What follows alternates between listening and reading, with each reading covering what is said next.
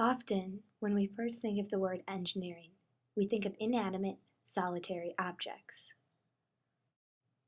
Bridges, roads, and buildings. It is easy to overlook the fact that these are components that comprise the meccas, or cities, where so many ideas, theories, and people are born.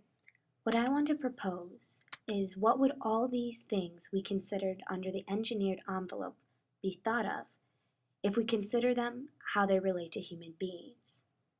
And how could we further flourish human life if we re-evaluate what is civil engineering and urban design?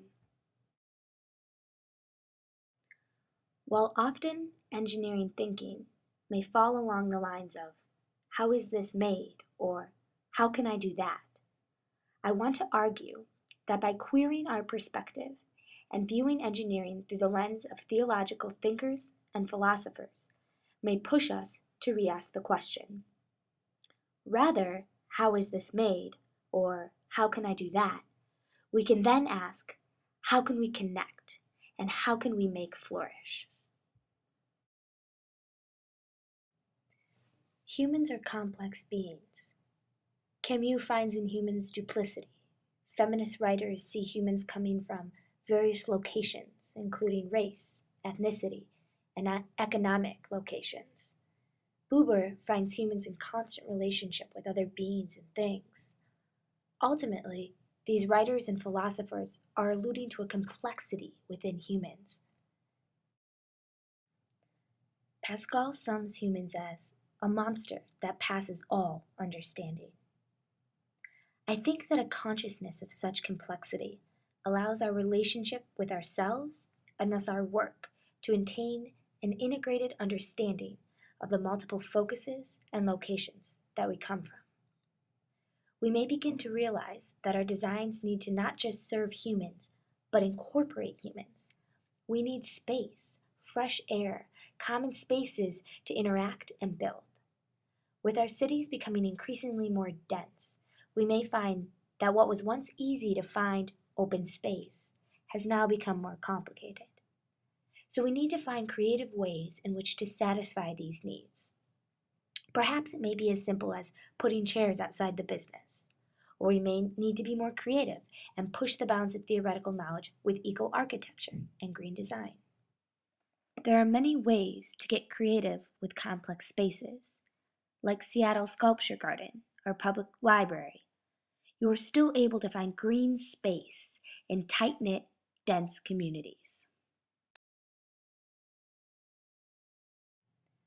Engineering our cities is as much about the space we are building upon as it is leaving space to not be built upon.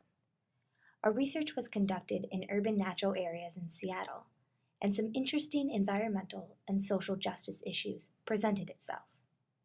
In evaluating the distribution of playgrounds among neighborhoods of different income levels, it was found that the average density of parks in the highest income area was more than triple the average number in the lowest income area.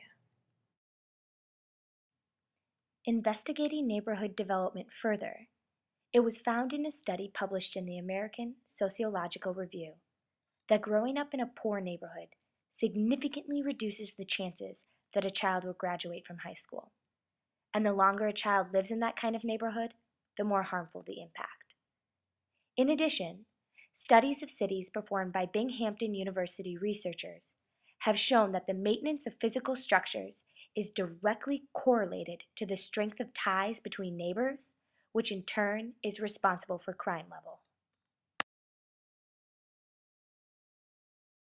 In civil engineering and urban design, we can make a shift to eradicate the injustices we speak of.